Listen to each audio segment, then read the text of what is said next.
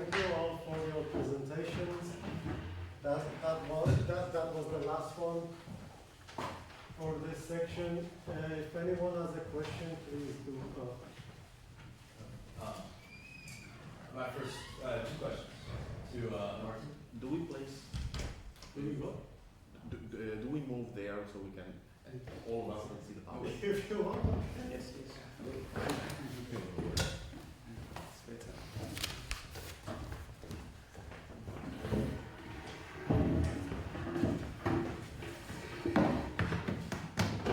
Correct in the order of procedure. So I have two questions for Martin, and then I'll have a quick question for Piero. Sorry. You're speaking French.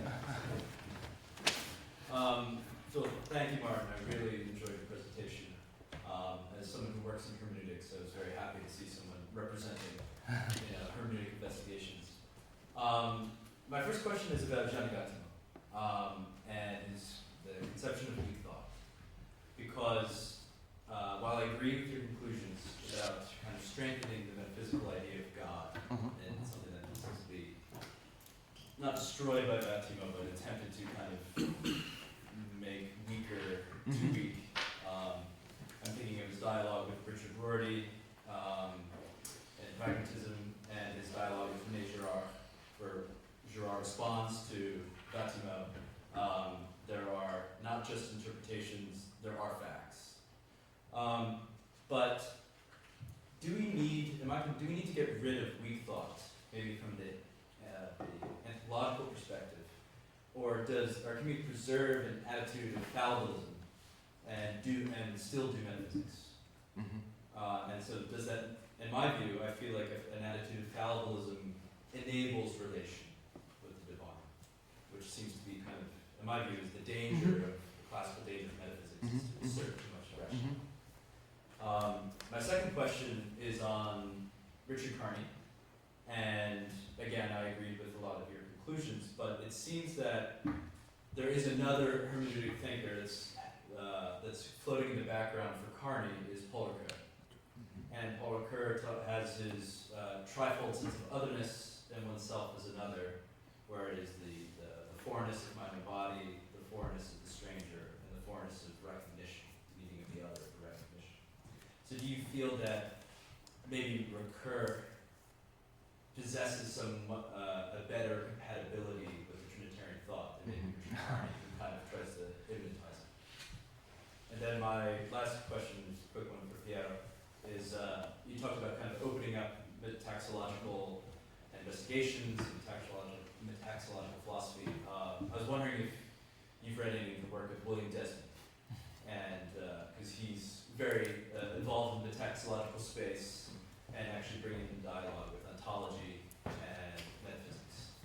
So, thank you. I will try to keep it short. I have the tendency to talk for a long time, especially about authors who are of interest to me. I'm trying to combine your both questions. Yeah. So Gattimo, first of all, out of the three, I find him to be the most honest thinker. Yes. I think. Yeah. He says, okay, this is my position, and thanks God I'm an atheist. And he sticks to that and to the consequences of that, I would say.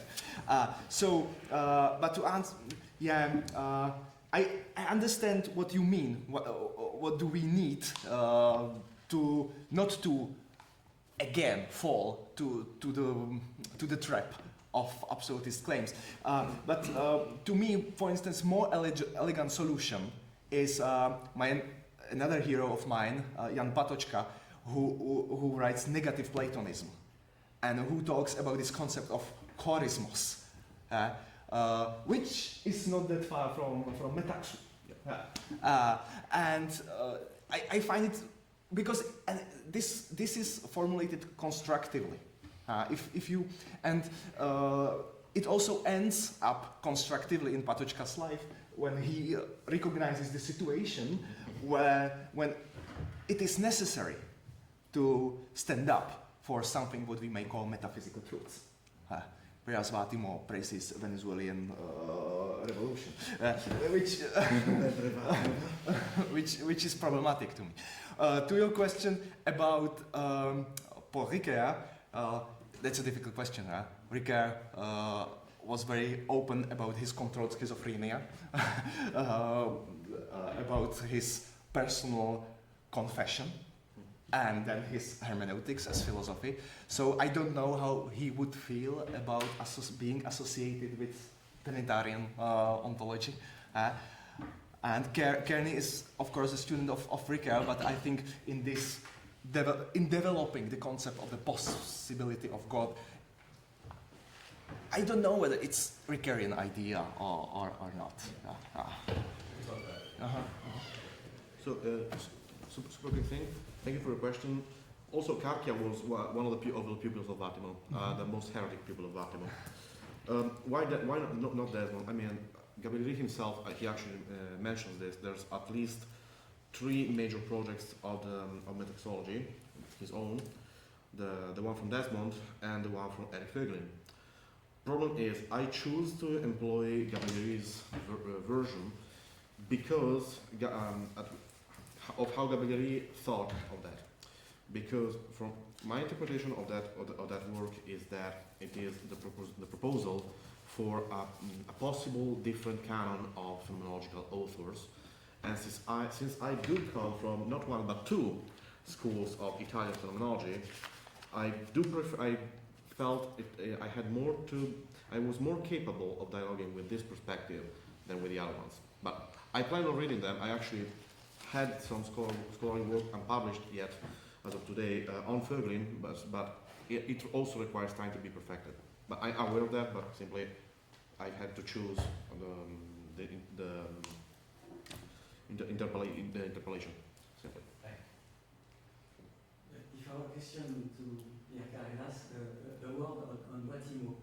In a first life, I had a discussion with Vattimo in Mexico 20 years ago on the kenosis.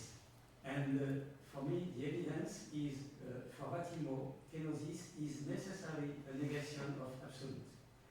It's impossible to Vattimo to think the kenosis as a proof of love absolute. No? Not Trinitarian absolute. It's the point of discussion. Really, I remember this in Mexico. And for the discussion with Piero Carreras, I have not a question but a suggestion. I think that your perspective is very near of the idea of Balthasar, of an analogy of time and space in the life, in the life of God. And the question is the idea, if possible, to add the roots in Grégoire-Denis, or exactly or no? Is other concept in Grégoire-Denis who give a light on this idea of analogy of time and space, because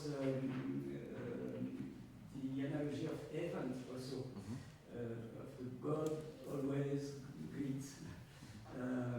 Then it's a question of the meaning of Grégoire-Denis, because Balthasar, the book on Grégoire, is very important. No? You want something? You can go. Sorry, okay. So, the question of analogy actually I think is extremely important. Also, I will not start quoting obscure Italian scholars, but is very much present in my way of thinking, that because one of my main influences, the idea of analogy is fundamental, but also the problem with analogy is that analogy is not ontology.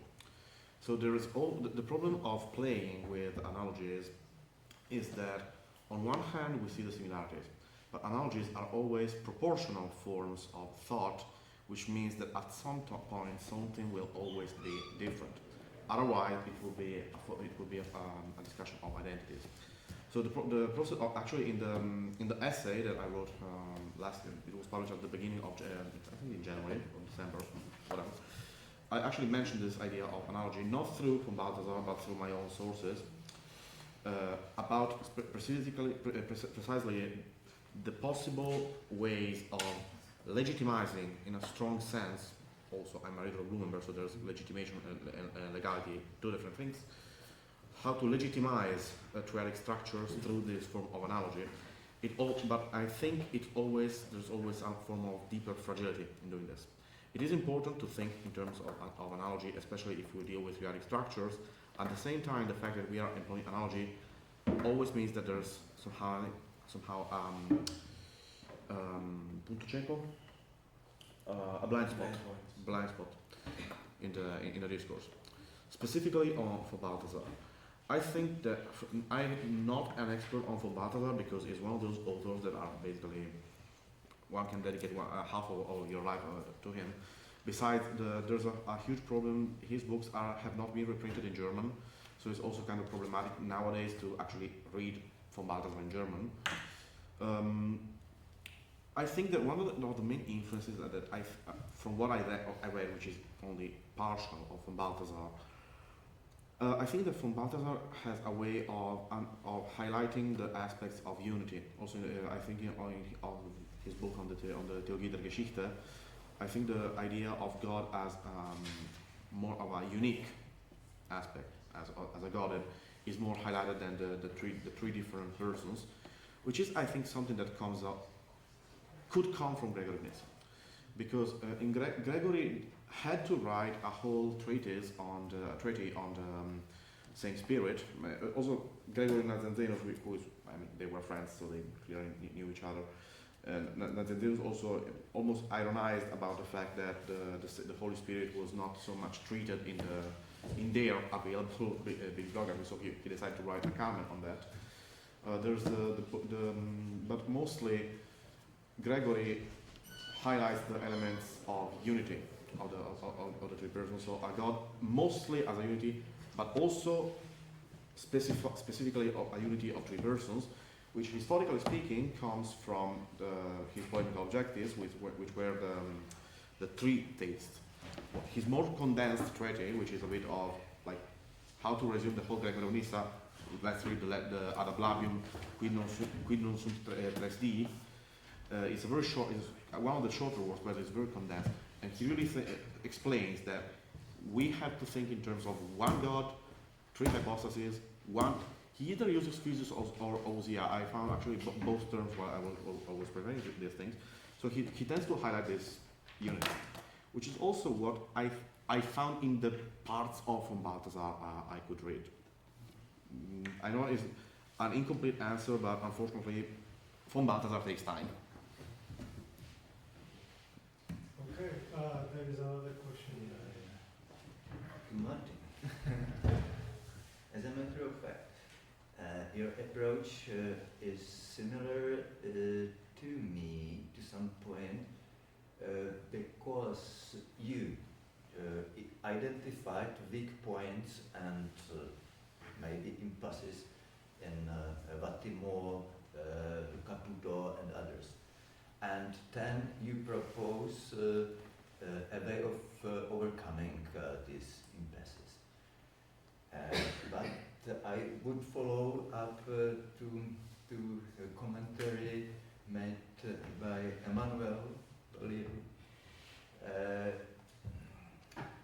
I'm not familiar with the work by Husserl, his concept of Trinitarian ontology. But it seems to me that there is a shift of perspective, or maybe a cleft between Husserl and Caputo and so on, because Caputo, or Vattimo, considers God as kenosis, or whole, or so. God as a person acting in history doesn't exist. It is a myth. and I'm not sure if Husserl does not turn to concept of God as person acting in history, as a matter of fact. Of course, that's a valid point of view. I think you can tell something to that as well. But I mean, I wrote a book on Christianity after Christendom, where I'm very much interested in all those thinkers who are not classical Christians, who are philosophers mostly, and who write their own heretical interpretations of Christianity. And then I ask, being a theologian, I'm a theologian, I ask, why do they do that? Why are they so obsessed? And specifically these three, I named, and who are in my book. Why are they so obsessed with Christianity? Caputo, as I said, Vattimo is very honest about his approach to Christianity in the end. But Kearney, Caputo, they are weird. They want to deconstruct everything, and then it's So of course, you as a philosopher, you can say they are not interested in the actuality of God in history. But then, why to think about God?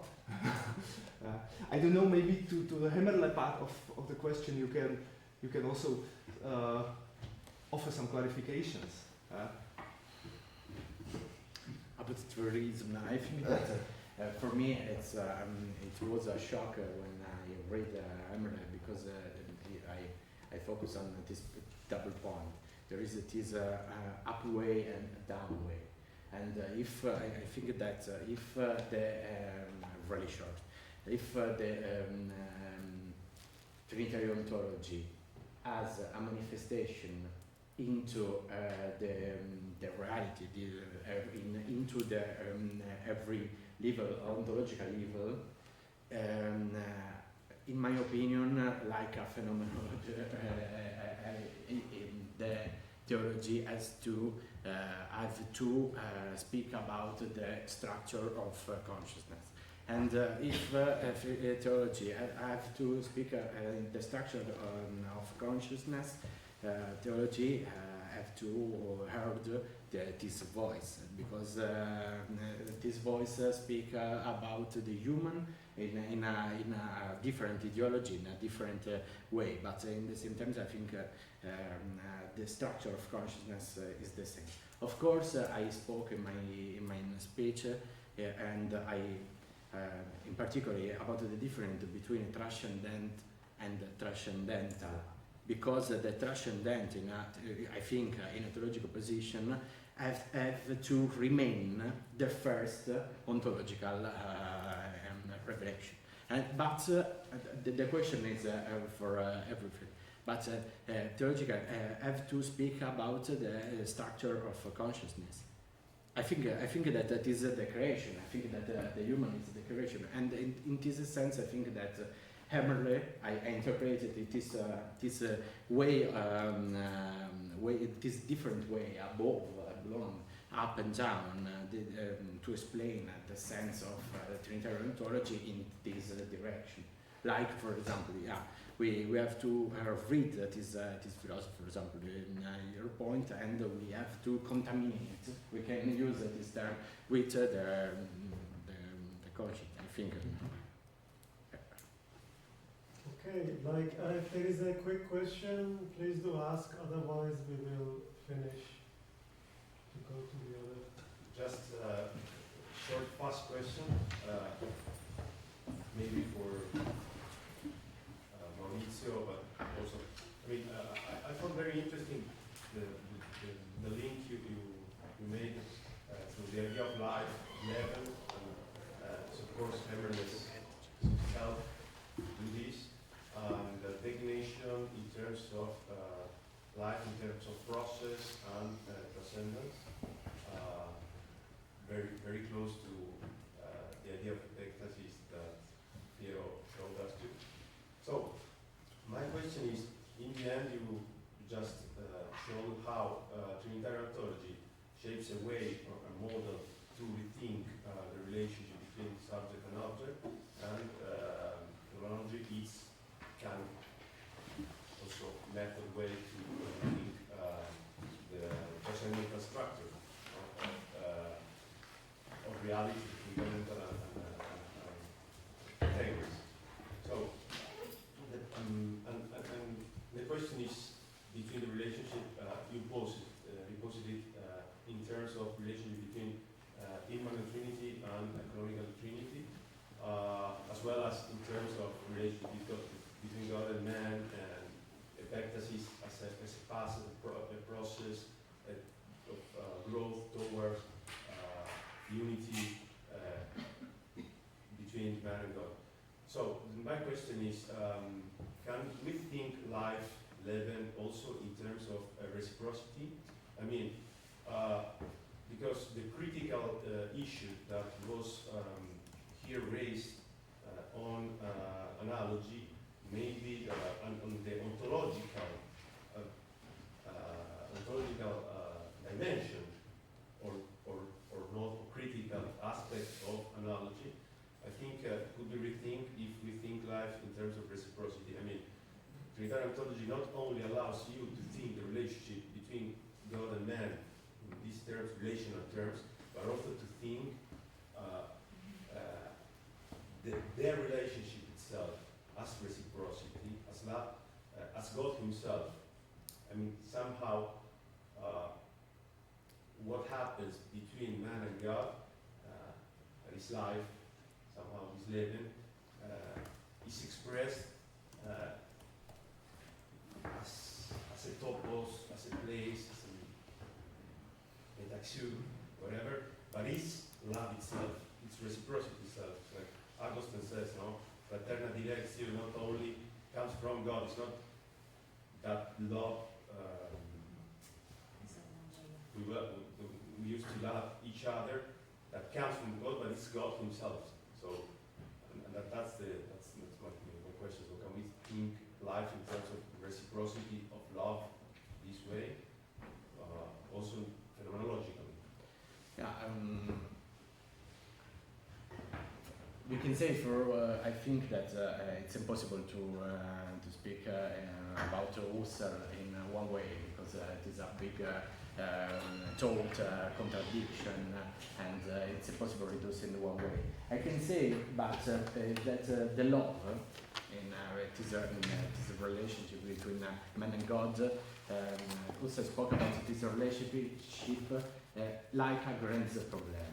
Yeah. What is a grand problem? What is that the reason of this relationship is not in a transcendental opportunity to explain the reason of this appearance.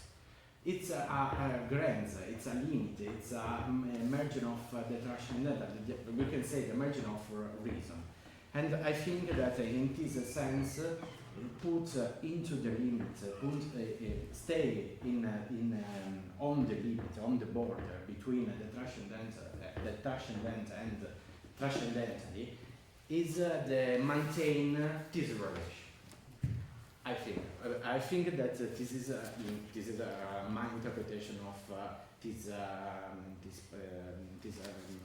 Husserlian point, and yeah, because it's interesting because the question is what is phenomenology, and what is it's phenomenology has the other possibility to speak about God or about the phenomenon of God. And in this board, I think that there is the same, the straight line. Talking about the continuum.